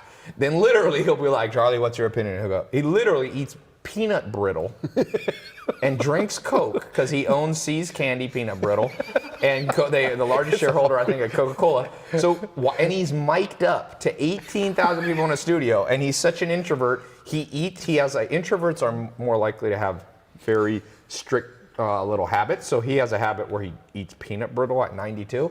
So you're listening. So it's random. for 18,000 people. I'm like, this guy doesn't give a damn. So, but they're a great business partnership because Charlie Munger sits there and crunches the numbers, and he reins in the optimism of an extrovert. So, your business partner is an introvert. Mm-hmm. My business partner, Alex, is visiting, and guess where he has been all day? Locked in a guest room in my house. He's like, I'm working on something. Don't bother me with humans. That's a good partnership. Yeah. Okay, what other questions? These are pouring in. Somebody said they'll offer me 44 grand for the painting. No, I'm waiting for that thing to go up more. Which painting? The Brazilian one, or that's one from Casey Bow from Brooklyn. Tai, oh man, that came through too fast. We already did a trend one. Where's the couch? You mean the couch that I had when I was broke in a mobile home? That thing probably fumigated and burned. Do you ever wear your makeup on camera? You know that Russell, I think you're talking to you. Russell was one of the top wrestlers. You were number 2 in the U.S.? In high school, yep. And he's he's a purple belt maybe in Brazilian Jiu-Jitsu. So he can come kick your ass if you say he's got makeup on. Let's go. He can show you makeup ground into the Got ground. the ears to prove it. Yeah, he's got the cauliflower. Always check. You know, one of my before you get in a fight, check their ears. when I first started doing martial arts, I had this Navy SEAL sniper guy taught a class in North Carolina. You remember him? Brad Huffman, Sifu Huffman. He was the only white guy to ever grow up in the Shaolin Temple in China, where they invented like kung fu and all that. But he was also fought in UFC 1. And he told me, Tai, before you get in a fight with a man, you look at his nose, you look at his ears. If the nose has been broken in multiple places, the ears are all fucked up, leave the dude alone. You're not gonna do well. I gotta tell him a little story. This guy he was huge. He was very strong. I'm sure he killed many people as a Navy. He was a sniper, right? So, hey, can you watch the front gate, Hannah? So, this is a true story. You'll appreciate this as a wrestler. He was dating a girl. He was in a biker, or like a bar, and all these Hell's Angel guys came in, and they started picking a fight with the bouncers, and they were just like causing disorder, you know? So he went, oh no, I don't want to get involved in this. So he went to the back of the restaurant, and he said they were picking fights with everybody, and slowly but surely, one of the big Harley's Angels guy made his way and kind of pinned Brad in the back, and Brad said, look, dude, I don't want to have to hit you. Back off. And the guy was drunk and kept coming. And he said, I hit him in the chest as hard as I could, okay? And there's this thing in Kung Fu. It's called iron palms. It's basically a very fucked up strong hands, okay? And he was like 9 iron palms or something. He hit this guy in the chest, and he said the dude fell over, and blood came out of his mouth, and he's like, I killed him. The dude just, boom, he fell on a table. So the guy went to the hospital, the ambulance came. And he said, I felt so bad, I went to the hospital and I visited the guy. And the police, and it was self-defense, so he didn't get in trouble. The doctor said, did you stomp on this guy? And he goes, why? He goes, this guy's so messed up inside that I thought you were on top of him stomping. He's like, no, I hit him one time in the chest. And he goes, well, one good thing, you hit him so hard, you burst, the guy would have had a stroke or something. You burst a vein in his head, but luckily we caught it, and they became best friends later. Literally. But the moral of the story is, if a 260-pound guy says, don't pin me in the corner, and his ears were destroyed, his nose was messed up, and he says I'm a former Navy SEAL, you are about to visit the hospital, my friend. So whoever said he has makeup on, I challenge you to say that. Go to a ClickFunnels event. When's the next ClickFunnels live event? March. FunnelHackingLive.com is the next event. What is it called? FunnelHackingLive. Funnel hacking. All right, we're gonna wrap up here in a little bit, but we're having fun here. Okay. Tai, asked Russell to give a quick breakdown of how to get started with ClickFunnels. Hey, let's do something real quick. So, by the way, for those of you who are in my new program, How to Make Money Online, what's the link to that? I'll announce that. Russell just recorded some beginner and advanced stuff on how to get up, 10 minutes? Yep. 10 minutes you can be up with a website. So that's probably the best place because he needs to write the whole stuff down. Let's talk about copywriting, somebody's asking. How can people make their website, the words matter? Like it needs to say something awesome. Yeah, it's funny. We actually have I have a partner, another partner we found. She can come in here from the kitchen. It's funny, like we created a software that helps with that because the copywriting is the hardest part. A lot of times you build a page and it may look really pretty, look nice, but if people come and like the words aren't right, yes, like no one's gonna buy. Like that's what it all comes down to. Like the funnel doesn't matter without the right words, the copy.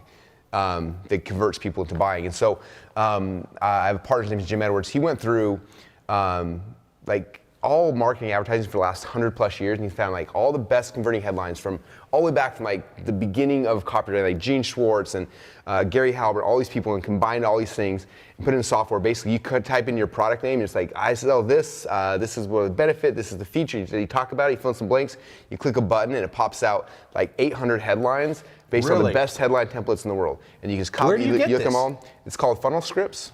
Funnelscripts.com. Is that it? Yep. And you use that, Ben? No, I've seen it. It's cool. So that's what headlines. And it's like same thing if it's like I need to send an email out and it's like, hey, ask some questions about your product or service. Boom, pops out. Here's 13 email sequences you can send out to your people. Or you're like, hey, And I need it's free face. or it costs money? It's cost money, yeah. $6,000 an hour.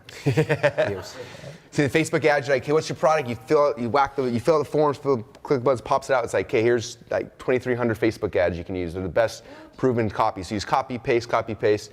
And so for most people, like that's where they start. In fact, it's funny. I have a bunch of friends who are high-paid copywriters who charge anywhere from $15,000 to $25,000 a letter. And they used to go and they'd give a client a huge client questionnaire. They'd fill in the whole thing and they go and spend the next like 6 weeks writing copy. Now what they do is they take the client questionnaire, they fill it in funnel scripts, they click the button and it pops out the copy, and then they tweak it a little bit and they send it to the client. Charge the same fees. Like it's If legitimately you don't know amazing. how to write, you ain't. Here's the thing. It's a catch-22. If you don't know how to write, most people don't know how to write. You're not gonna make a lot of money. One of the best things they should have taught us in school is copywriting, how to be persuasive.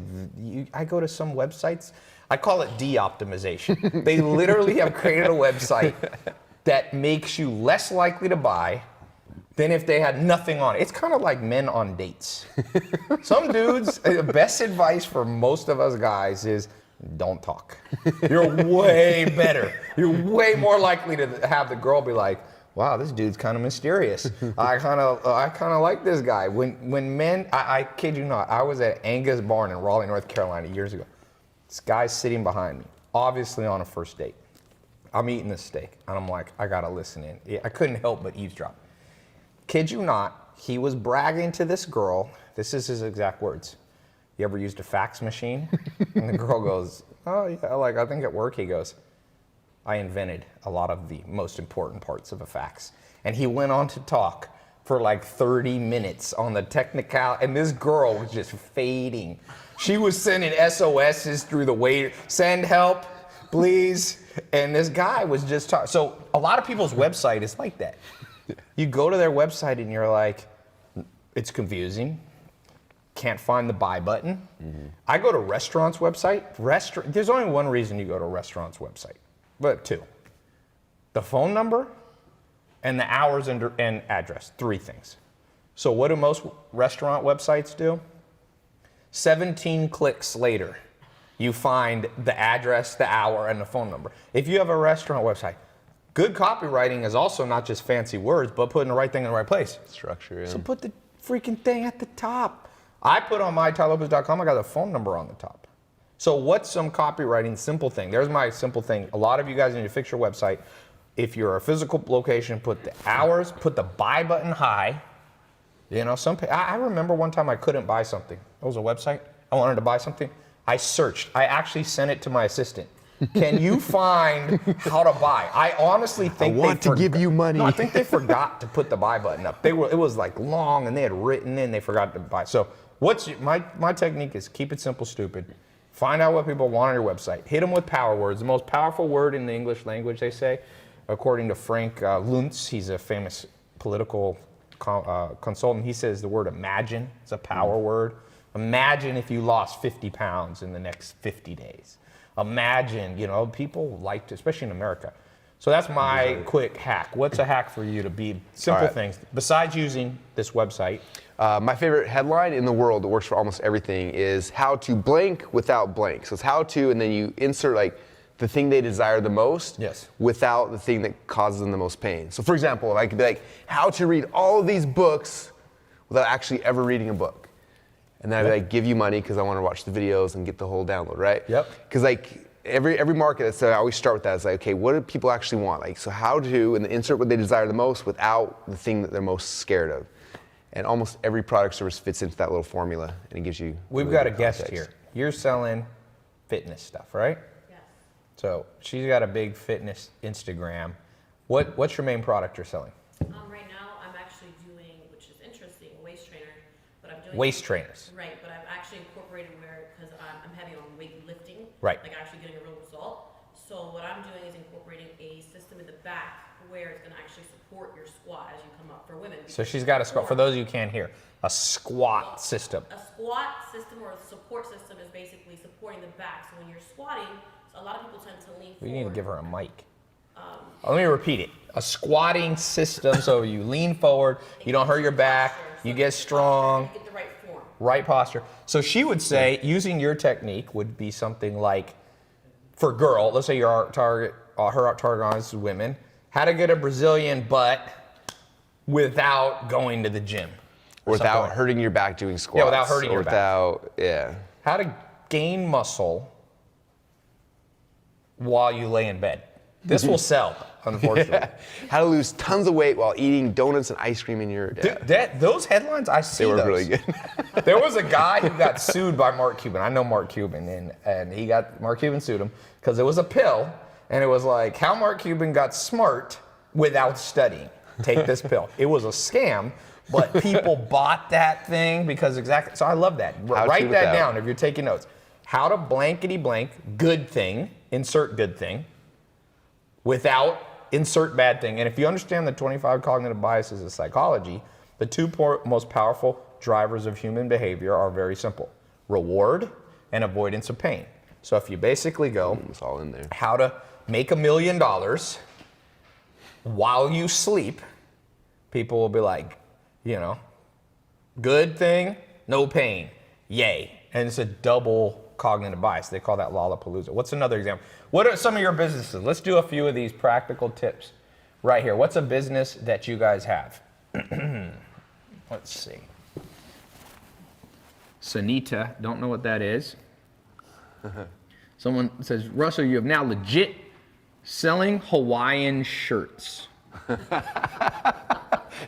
How to Coffee business. wear a Hawaiian shirt without looking like A douchebag. I should stop there.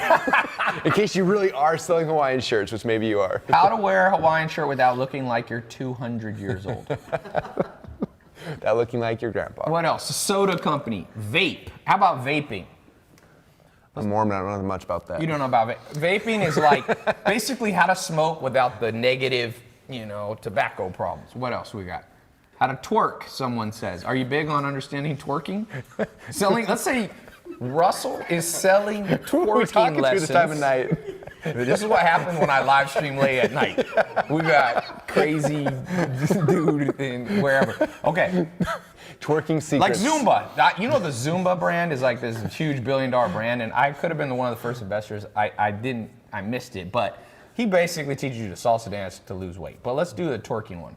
What would be an example of twerking one? So why do people twerk? They're twerking because... Hannah, why do people twerk? You're our resident dance expert. Why do women twerk and some men, unfortunately? Wait, men twerk? No, I'm I sure don't know men until twerk. right now. Ty's confessing, I think. I do not twerk. I do not twerk. Let's say how to twerk without work. That actually rhymes as well, so it's double. It sounds even stupider. But let's say, so twerking women do to be sexy, and why do you not? How about how to twerk without looking like a slut? Oh, that's actually really good. Because a lot of Boom. women Drop like the the mic. idea. Boom, thank you, boom. All All right, right, mic I can drop? stem cell research, that one. Let's see.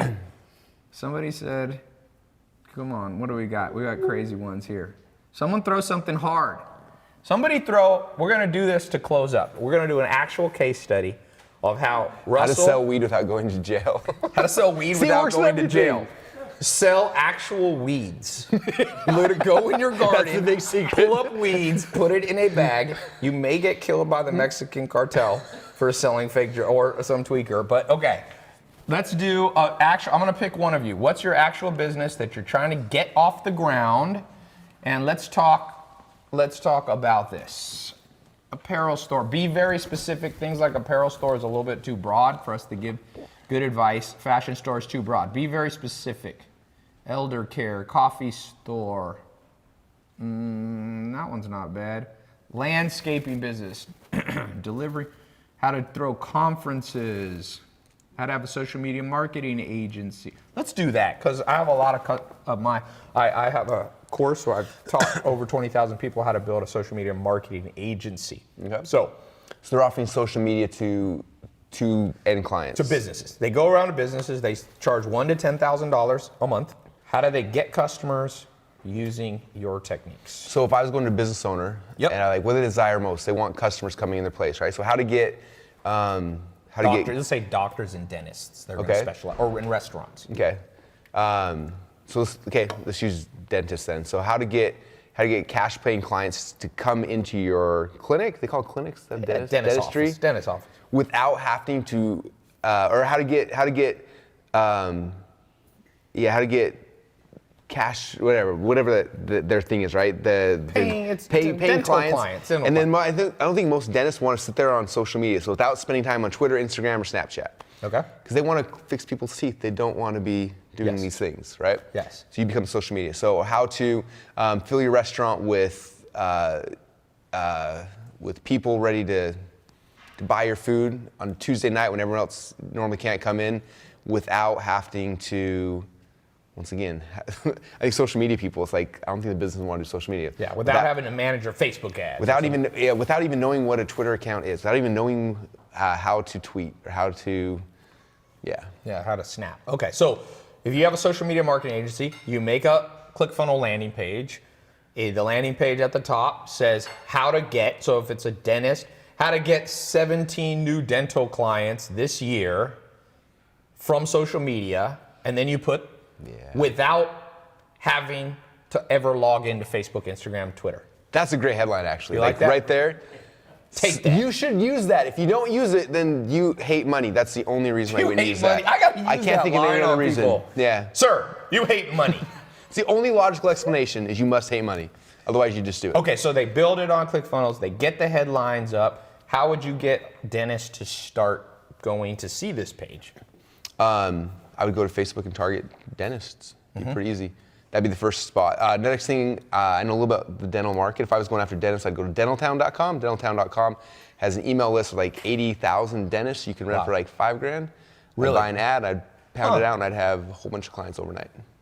So you can basically rent email lists. They call it email drops. You can do an email drop to 80,000 dentists, and you have them And click. most industries have those kind of things. I just happen to know dentaltown.com does it for dentists, but most of them have those type of things where people have aggregated the industry, and Yes. you can rent ads to go out in their email box.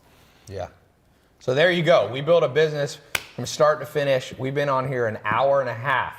Russell, we got to give this away. We got to give money and an iPad mini. All right, here's my headline. This is real money too, you guys. In case you're like thinking no, that it's that's not. got to I be don't fake. want people this to know. is real. No, this is fake actually. Oh, is it it says really fake? motion picture. This You know is why I fake do money. that? Because there was a rapper this year. Which rapper was it that had somebody come in with guns, take Are you all their serious? money? Yeah. This is totally fake, guys. Just so you know, don't come here. This I is don't fake. keep a lot of cash, but I do keep a Glock, an AR. I got a AK-47 in here. That's actually true, by the way. So if you come looking for the fake money, you may meet a real That's bullet. so cool. You may fake money, real bullets. That's my take. How about that headline? How to protect your house, how to protect your family from intruders from your bed, without getting out of bed. True story, a man broke into a house in America about 10 years ago. An old lady lived in the house. She heard him come in. She pulled out, she had a big gun. I don't know what it was, a .350 set, something. It wasn't her gun, but it was next to her bed. She pulled it out, the room was all dark. The robber walks in, opens her bedroom door. She was waiting for him, gun trained. She knew where the door kind of was. He opens, it's a true story. Opened the door. She went, boom, shot. Dude fell down dead. Okay? She calls 911. I just killed somebody. They came. Ambulance get here. The dude had died of a heart attack from being scared. He thought the house was empty. She missed him.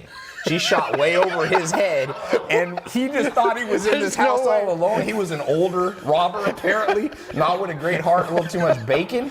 And the sound, because I will tell you, if you're sneaking in somebody's house and you think no one's there, you know you're doing something wrong. If a 357 goes off and you got a faulty heart, this guy's visiting, he's in the underworld right now. So, moral of the story is that is a real headline you can use.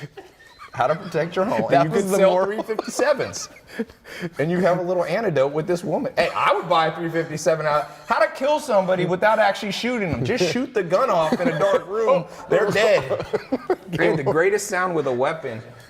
I have Where do shotguns. these stories come from? This is amazing. I read a lot. We should do this all the shotgun, time. just click it. They're out of your house, man. They're out. Most people know that sound. That's a universal sound of get the fuck out of here now.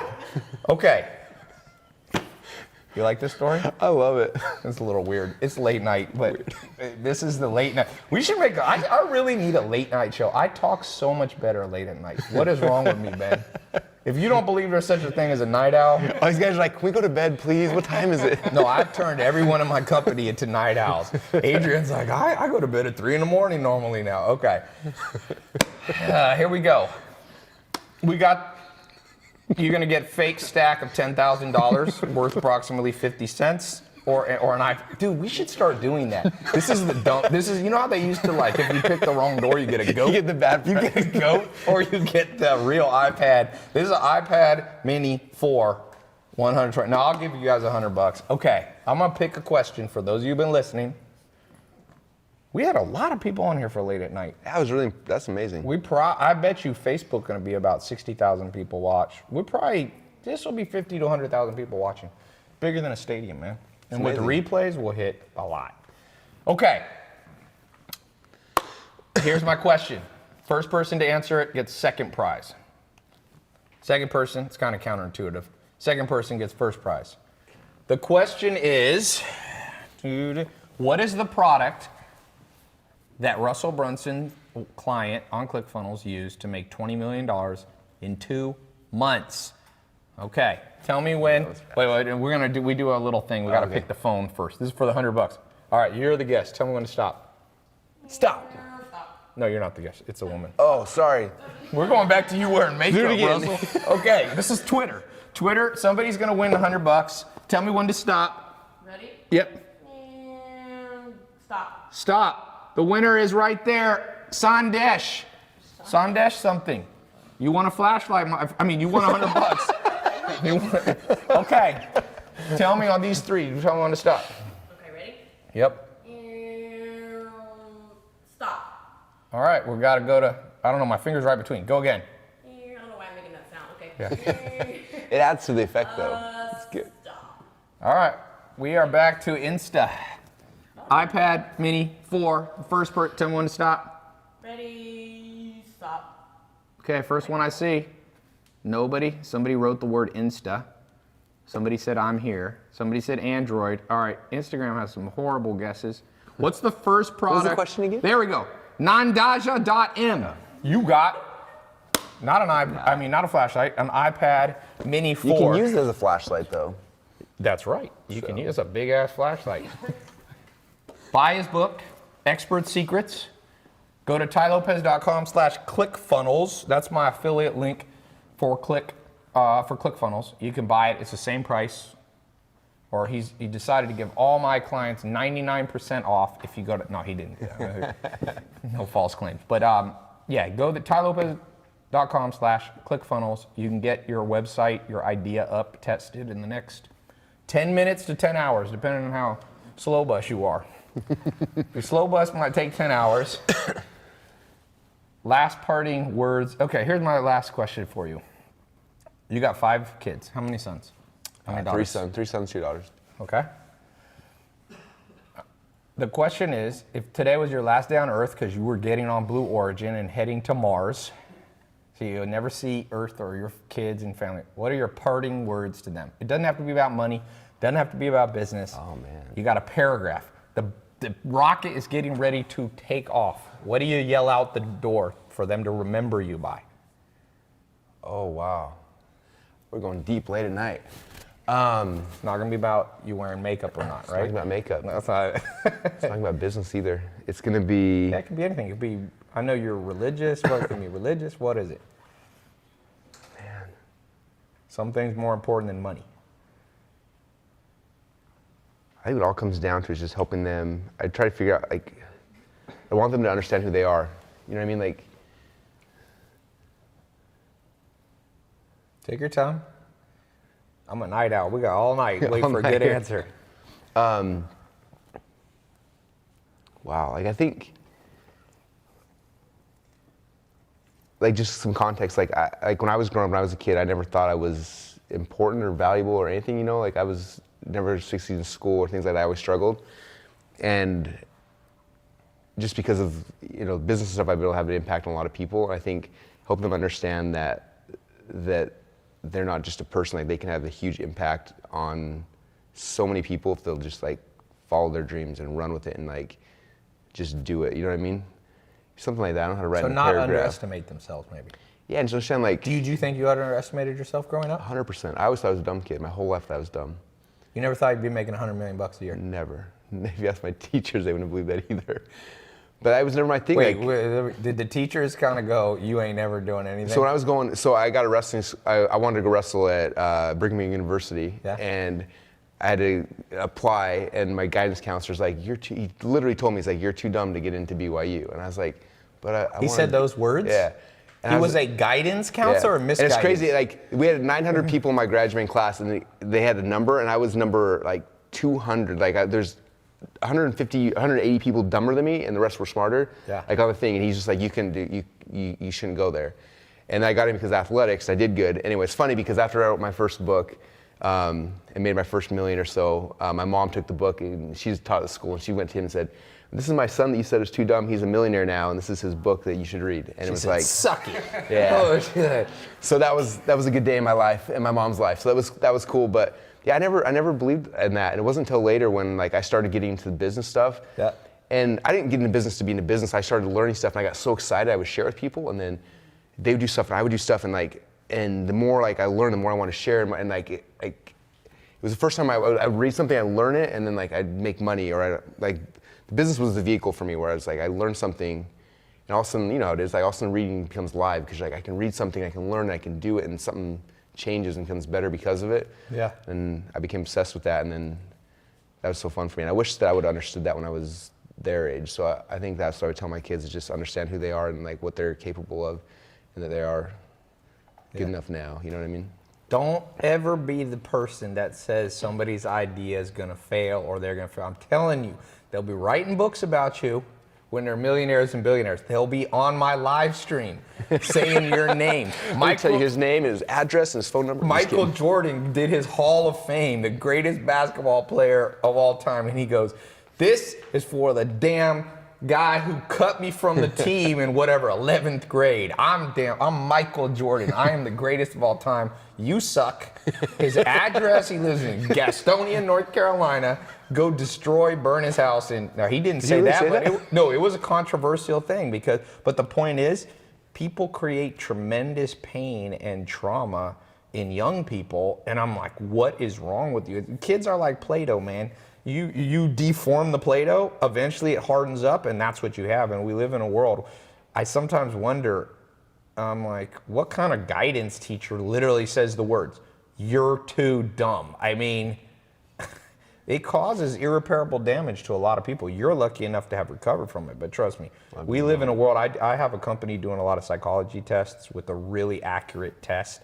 And dude, you cannot, the biggest worldview kind of malformation that people have comes from some form of bullying. Mm-hmm. And it can be a teacher, authority figure saying you're stupid. It can be any kind of trauma like that. So lay low on that. I tell you, if someone comes to you with a business idea, We were just talking about this Yeah, at dinner. One of my business partners told somebody, don't invest in this company. It ain't going nowhere. In 2008, a guy was going to put $1 million in. He would have owned $1 million at a $4 million valuation. He would have roughly had 25% of the company. The company is worth 10 years later, $8 million. The bill. $8 billion. So The he B. would have had roughly the small sum of $2,000 million. So my friend's no longer invited to his Christmas parties. He's no longer invited. His name is Alex. You guys know him. He has changed the name of all his children and grandchildren, so he never has to remember this dude. He's like, when somebody hears the word Alex, it spits on the ground. So don't be the dude that says your ideas. And another guy, my friend was telling me, Evan Spiegel came to somebody's school and said, yo, I got this disappearing app idea. I'm gonna call it Snapchat. I need 50 grand. And one of the wise professors there not only did he not invest, but he took him aside and said, listen to me, son, I'm gonna guide you in the wise path. Instead of starting Snapchat, I don't know what business he told him, but as you know, the youngest billionaire in history, self-made, was Evan Spiegel. So don't listen to most people. I will tell you this just to close out. There is a time when people are going to give you negative advice that's right. So because people don't agree with you, don't always go, well, I'm Evan Spiegel and people are telling me no. It depends. This is how I look at it. If a qualified person who has your interests at heart, that's the two components. Because you can have a qualified person who doesn't like you, so they're biased against you. But if a qualified person, like if a brain surgeon who is your uncle or boyfriend or husband says, hey, don't hit your head against that wall, it'll cause long-term brain damage. Listen to them. But if they don't know what they're talking about, or they don't really care about you and they care about themselves, you gotta just ignore it. So you gotta surround yourself with qualified people who really have your best interests at heart.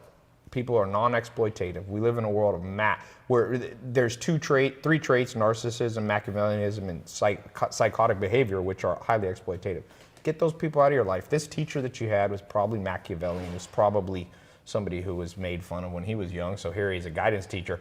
You're stupid. Da da da. You should send him a screenshot of your bank account and say, you know what I decided to do?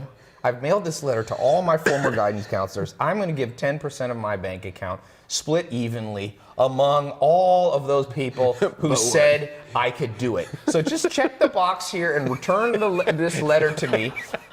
Did you back me up or did you criticize me?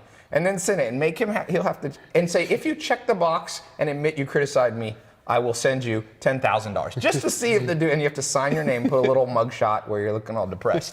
Get the guy, get a little vengeance. If I get that, can we come back here and like broadcast live to the world? All right. Yes, for 10 grand, that guy might be, anyway, vengeance isn't good. Okay. Thanks so much for being here. This was awesome, my man. Thanks for having me, man. For those of you listening, tailopez.com/clickfunnels. And yeah, we're out. Awesome. Thanks, everybody.